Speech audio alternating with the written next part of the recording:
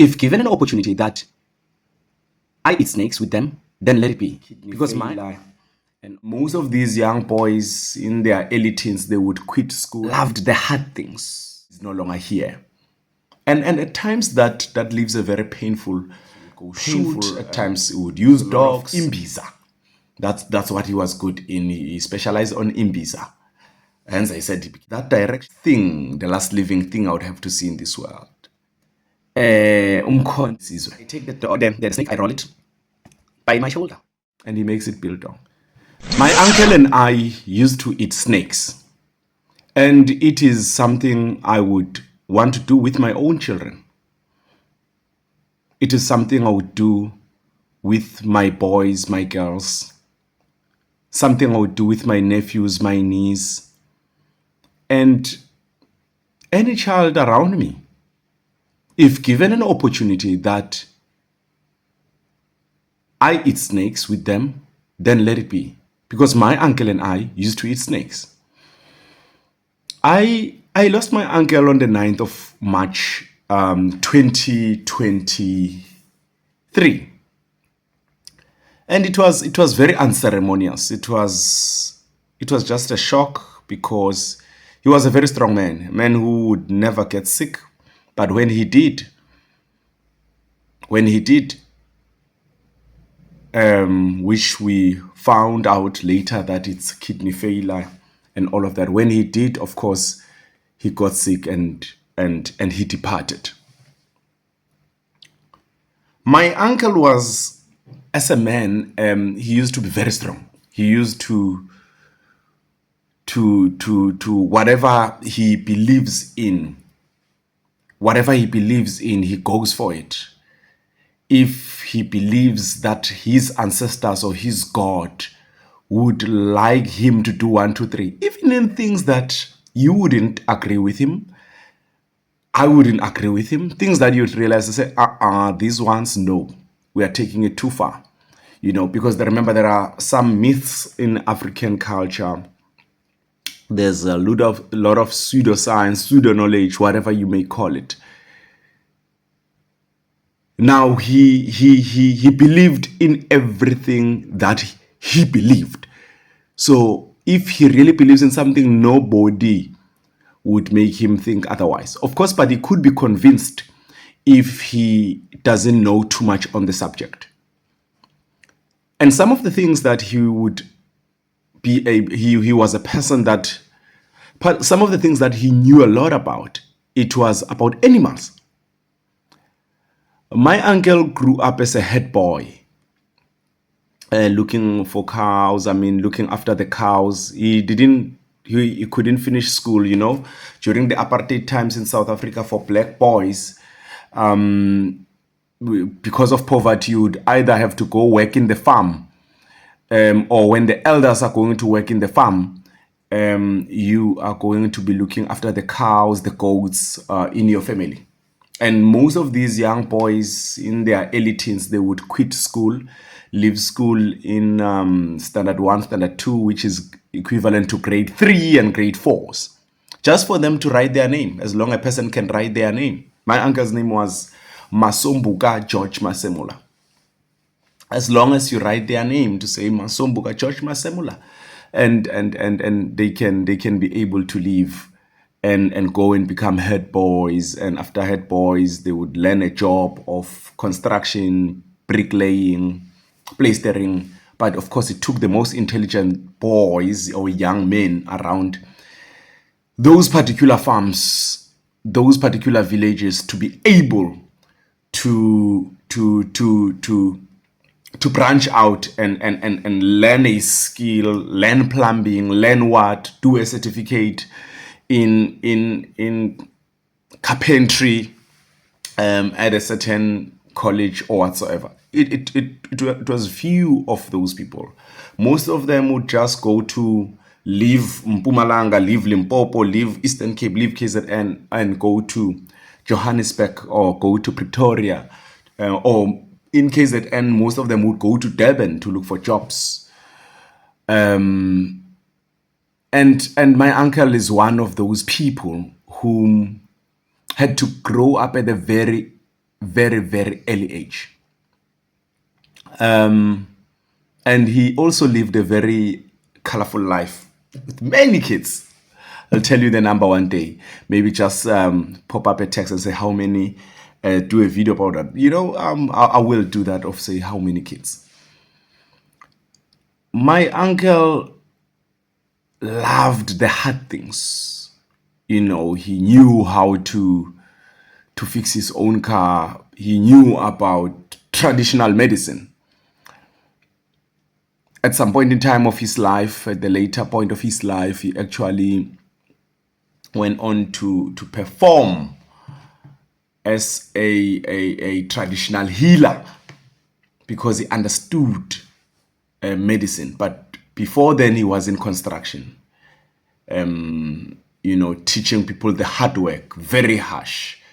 And many people have been really thankful, although at times he was too harsh. Even to me, he was too harsh. But one thing about him, he would be teaching you something. It's something when you look back now, later in the years, to say, actually, it was worth it. I now understand now. And at times it's sad when you understand when the person is no longer alive. And there were things that I understood when you were still alive, but there are these other things that I only start to understand now that he is no longer here. And at times that leaves a very painful space in my heart. My uncle also a part of the other things that he understood. He would understand riddles. He would understand the folklores. How do you say the folklores? The stories, the tales that you can sit around the fire. African culture, sit around the fire and tell stories. He had all of those things. He will also tell of the real stories. He had a very good memory of what would happen to who, when, who drowned in water, in what year, what happened, and all of that. It was raining and somebody was jumping the river. And these are true stories that he would tell you about. When you verify them, you realize that yes, somebody, they would call him Mapalugufa. Mapalugufa means they never dies. Because that person went into so many accidents and all of that, and then ended up getting the nickname of Mapalugufa in that particular township. So if someone loves something, there will be a name that follows him after that, or her for that matter. And getting to the point that I want to get to, one of the things that my uncle loved were animals. He loved animals, but he also loved hunting. He loved hunting. So when I lost my mom, and when we were still staying in Middleburg, I then had to move on to go stay with my uncle. I grew up in a township. I'm a ghetto boy. Now I have to move from a certain place called Middleburg in Mpumalanga, South Africa. Middleburg, next to Wheatbank, next to Vetbank, Emalahleni. And there's more Amalahle at Middleburg also than Wheatbank, but it's Emalahleni and then Middleburg is Middleburg. Now, please don't take the statement verify it. I may be wrong. Now, I leave Middleburg to go stay with my uncle and his wife and the family, the children in KwaMhlanga. I have more videos about that and the life and all of that. There are other videos if you go check on this podcast called The Scent Twins. There is where it's called I've Been Through the Most. There is a video of mine there that would tell you some of what would happen in Middleburg, what would happen in KwaMhlanga, what would happen in Vietnam.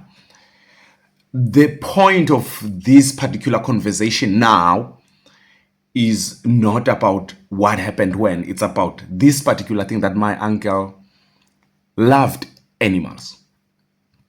Now, as a 14-year to 15-year-old boy, I moved to KwaMhlanga in 2007 when I was about 10, 15 that year.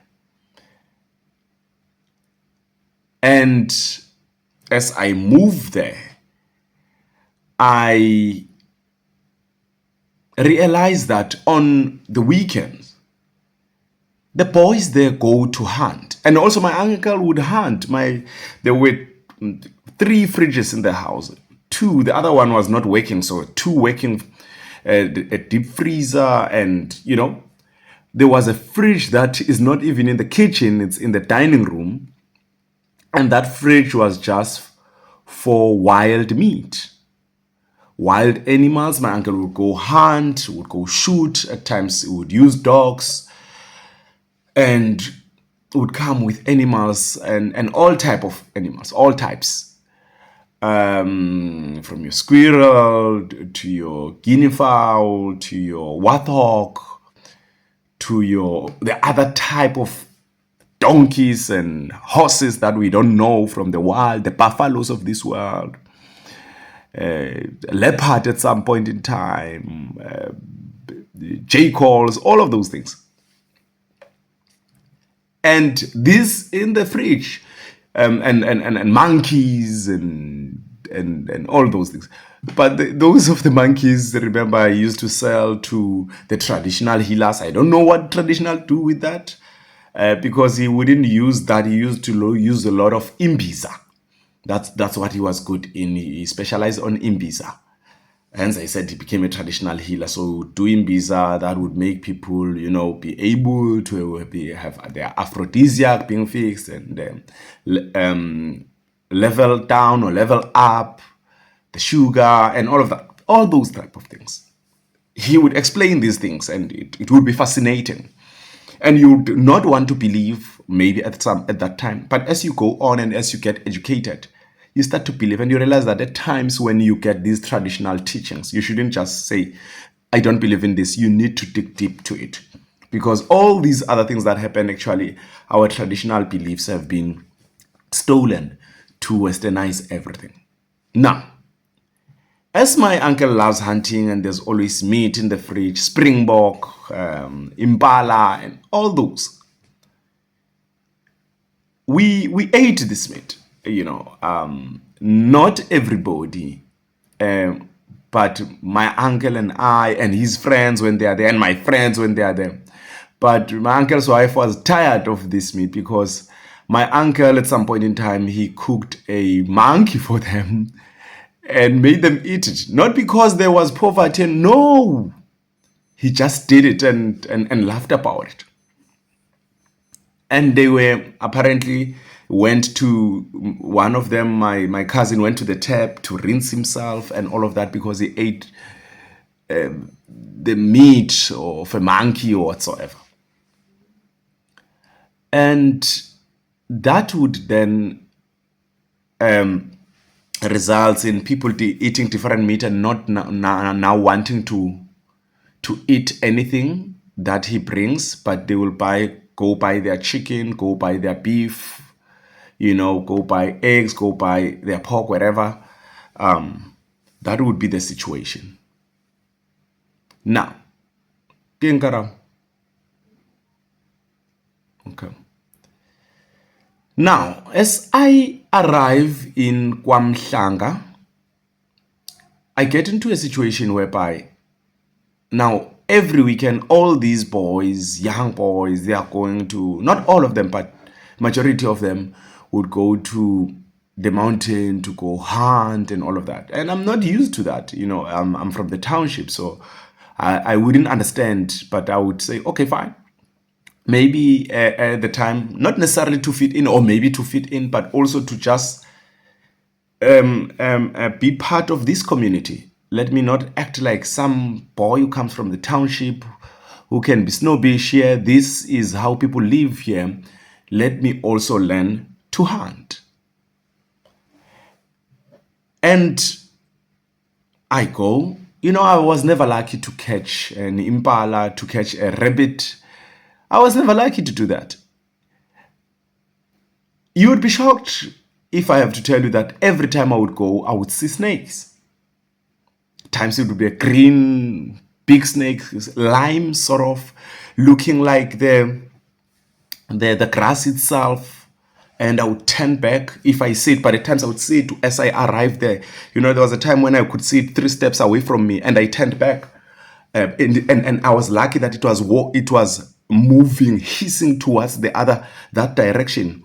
I always get scared when I think of it, and to say, what if that particular snake was facing my direction? You know how it could be gone. So I've had these many episodes where my life could be gone, and I will share these episodes in another separate video. But then on that Saturday morning, it was March. The month was March. On that Saturday morning, I wake up, I go take 2 dogs, and I take a what do you call these things? Not a nopkiri, a spear. I have my own spear there. I have, yes, and a nopkiri as well. I have my nopkiri and a little bit of a spear, but the spear is small. It's not too long. It's not these long ones. It is long, but too smaller. I mean, not. No, I'm not really long, but it is medium. Let me say that. Now, medium, I mean something which is 1 meter or less. Okay. Now, what would then happen is I find myself at some point in time, and I'm realizing that I'm not winning. I'm not getting any of these rabbits or springboks and all of that. Then I decide to walk back home from far in the mountains. As I walk back home, of course, I don't even know my way. I would just jump, and of course I can see the houses are there. The houses are there, so I would jump now and then, jump, skip the fence to the other farm, up until I get closer home. Just but 2 farms before I get back into the village. As I just go over the fence, there he was. There he was, beautiful and long, dark, under the tree, unrolling himself. So beautiful and so scary. And I sweat. And my hair just go the other way up.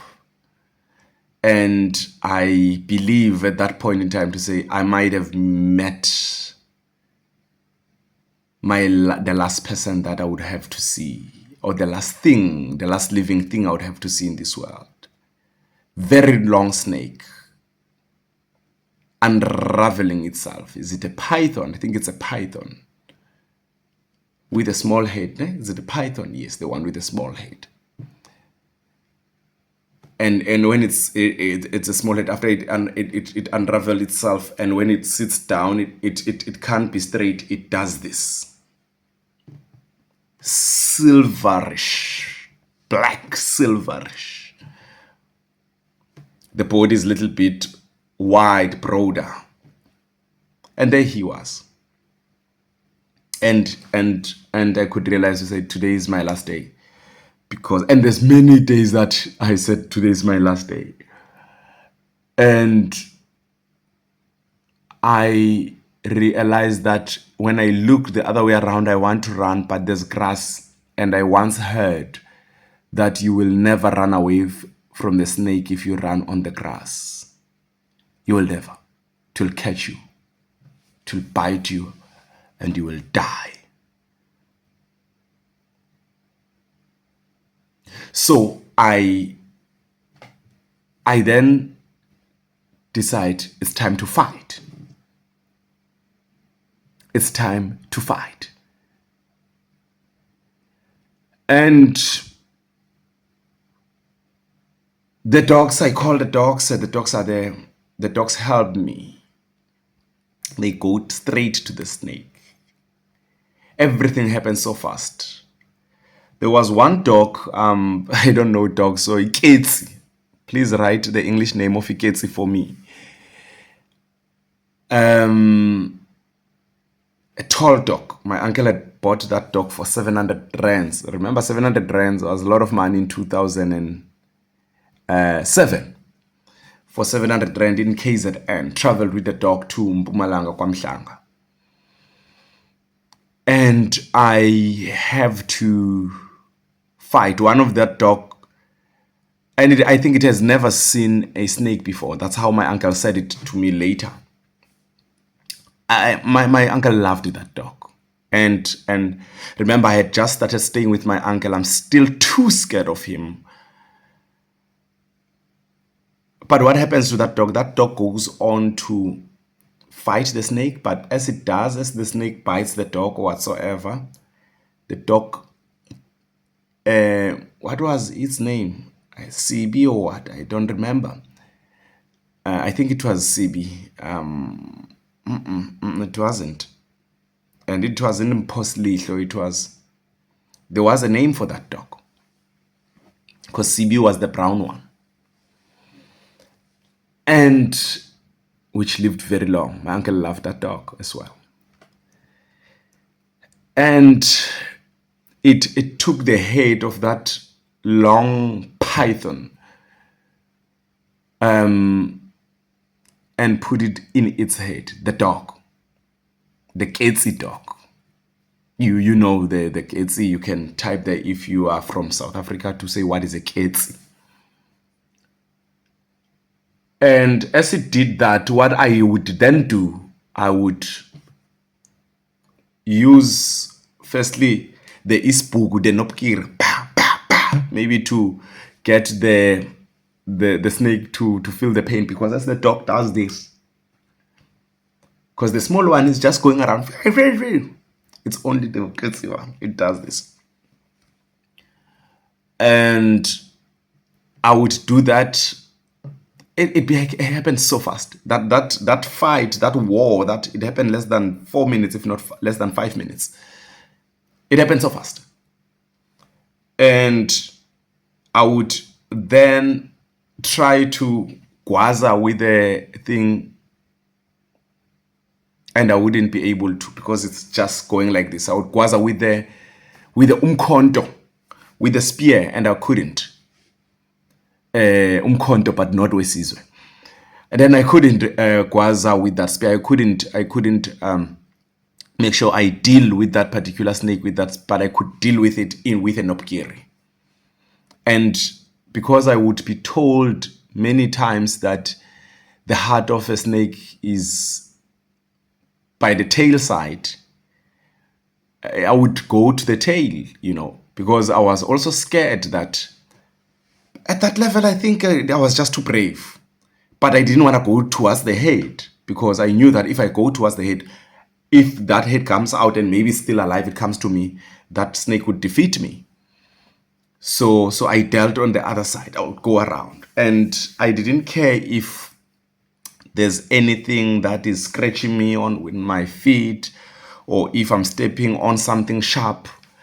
It's in the bush, it's in the mountains. There are those sharp plants and all of that. There are blackjacks. There is a lot of things, You can state them in your beautiful English, all those things that. And then what would then happen is the dog coughs about 3 times, or rather barks in a coughingly way about 3 times, or 5, I don't remember, but it didn't cough for too many times. It wasn't more than 5, of course. And it fell. As it fell, then I looked back a little bit. I waited. And I came closer to see, because the snake was lying there. And I realized that the dog had killed the snake. Killed the snake. I take the snake, because now the dog that my uncle loves so much, it's Sibi, and this dog that he loves so much, and I'm still scared of him. I'm not used to him. I know that he's a very principled man. I then take the snake to say, I need to present to my uncle the snake so that I show him what killed his dog. Because if I don't bring the snake home, he might believe that his dog was hit by a car and all of that, and I'm lying about it. That was in my mind because I've been, when I was young, at times when you're being told, I've lost money, and you've lost it and you're told you are lying, you kind of want to prove everything. So I had to prove that to my uncle to say, your dog sir, is dead. I left it. I couldn't pick it because it was heavy, but I came with a snake to show you that the dog is dead. And by that time, I had known to say, actually, you with the fat of a snake, you can do this, whatever. And you can actually take the skin or whatever. What is it? Is it a skin of a snake, or it's what? Yes, you can take that and actually create a small mat and all of that. That was in my mind. I would know about those things at that time. I was to be 15. Now, what then happens? I take the snake, I roll it by my shoulder. I roll it, I have the head like this because I don't have plastic, I don't have anything. And I go for about an hour to 1 hour 30 home. As I'm about to arrive home, of course, I pass by the dumping zone, and I see a sack of millimil 12,5. I take that, I put the snake inside. Now I hold it in a sack so that people cannot see. But I think there have been some people who saw me as I was coming down to say I have a snake on my shoulder. But now I'm hiding it so that in the community, in the village, they don't see that this young 15 boy comes up with a snake of this magnitude. Now I enter the yard. I go in. My uncle's wife is there, and I say to her, I said, "Where is my uncle?" Says he's not here, but he's coming back now. I said, "Yo, I have caused trouble. I'm in danger right now. My uncle is going to beat me." He says, "Why?" I said, "Because his dog is dead. And his dog is dead and it was killed by a snake." And my uncle's wife says, your uncle is going to fight. Ooh. Then I become too scared. So, what's going to happen now? And as his van is, I can hear the sound of his buggy by the gate. And I realize he's here. And now I get out of the house because I also want to, before he starts hitting me, I must run maybe and apologize, to say, my uncle, Malume, this is what has happened. Malume, this is what, and uncle is Malume in our language. Now, what then happens as he comes in, he's with this other guy. I then realize, okay, I then notify him to say, actually, Chief, the dog has been dealt with, it's dead, and by that thing. My uncle says, the snake? Said yes. He said, no, Mzukulu, as long as you are safe. Remember, I was just scared now that my uncle would fight about that dog, but now all he said is, as long as you are safe. And my uncle said, what did you do to the snake? I said, nothing. He says, yeah, you can't do that. Are you sure that the snake is dead? I said, yes, it's dead. And he says, no, come here. And he takes the snake and he says, no, this thing is still alive. This thing is not yet dead. It is still sleeping from the pain, but after this pain is gone, this thing can still wake up. It has fainted of some sort. So now I get scared. I start to cry now because the whole thing that I've had the snake here, because he was even explaining to say, if it got its power when I was just still walking with it, it was gonna and just tear apart my arm and all of that. So he explained the whole situation. Then I started crying. I got scared, blah blah blah, to say, what did I do now? And he forgives me. He says no. And what he does, it would then take a spade Dush, the snake, and the snake now starts to shake to say, "Can you see? It was still alive, so it was not dead, dead, dead, dead at the time." Then I started crying. I started being, I'm crying of what could have, for what could have happened. At the time when I was facing the snake, the bravery was there, everything was there. But when you look back at what could have happened, that's when I started saying, crying and all of that. Now, and the snake, of course, slaughtered, and I'll explain the slaughtering if you want me to have a video about slaughtering. But and the mafuta, the fat is taken elsewhere, gives it to somebody, and he says the skin is mine. I can use it as a mat as I want to. And some of the mafuta he keeps them, and then when he has to throw away the meat, the with the bones, that bone thing which is mitinyana, he doesn't. He hangs it in one of the rooms where we would hang biltong. He hangs it as well, and he makes it biltong. And he says, "Yes, I will help you to eat it, but I will not eat it. It's yours." I said, "It's mine." "Yes." I said, "No, no, I can't eat this." He said, "You will eat this." He says, "You will eat this. You will eat the snake. You will finish it." I said, "Why?" He sits me down. He says, "You know what? You came back with a very dangerous thing, a snake. If you can kill a snake, or you can kill a snake, or you can be brave, even if dogs have assisted you, but you are that brave. You can kill a monkey, you can kill many things, and it also means you can kill a person. Now I'm trying to teach you that umundu akadliwa, you can't eat a person. So I will teach you that whatever you eat, whatever you kill in life, you must eat it. Whatever you kill in life, you must eat it. And therefore, please never kill a human being. Because whatever you kill, you must eat it. And because you can't eat a human being. And he was teaching me to say, if you have to kill a human being, then you must eat that person. And he explained to me, he says, because you will not either forgive yourself or that thing, memory will remain with you. And he spoke to me from personal experience of some shooting that happened between him and other. That's a story, that's another video actually.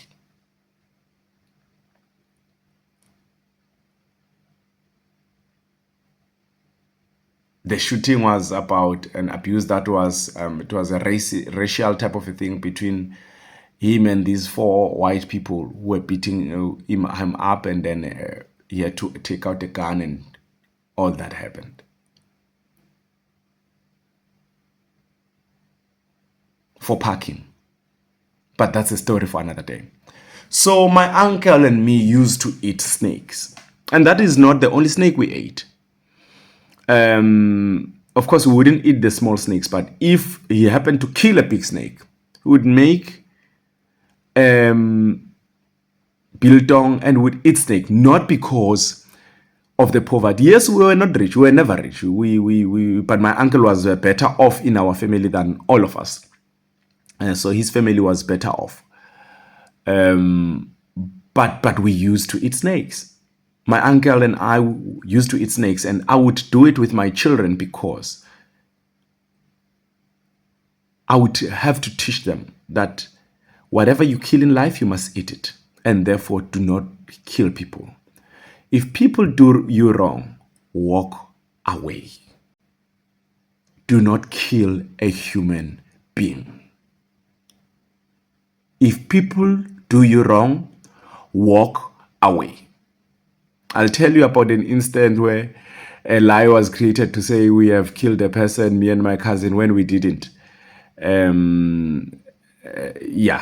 Because of not walking away, of fighting with a person, finding that later on that person is being dealt with by other people and the person dies, then people will say, but because you fought with that person.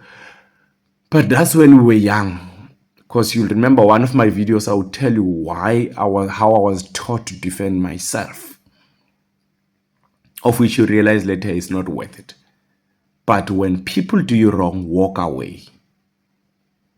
So my uncle helped me to know how to work with people and how to love people and how to actually realize that umuntu akadliwa, you can't eat a person. Therefore, when a person gives you trouble, walk away. Because whatever you can kill in this world, you must be able to eat. If you kill a snake, eat it. Of course, we wouldn't eat domestic issue things such as your ants and all of that and all of that. But wild meat, we would eat any kind of wild meat. Me and my uncle. When other people in the family are eating pap and chicken and what, me and my uncle would eat snakes, would eat impalas, would eat buffaloes. Because me and my uncle used to eat snakes. And I miss him. Keep on keeping on.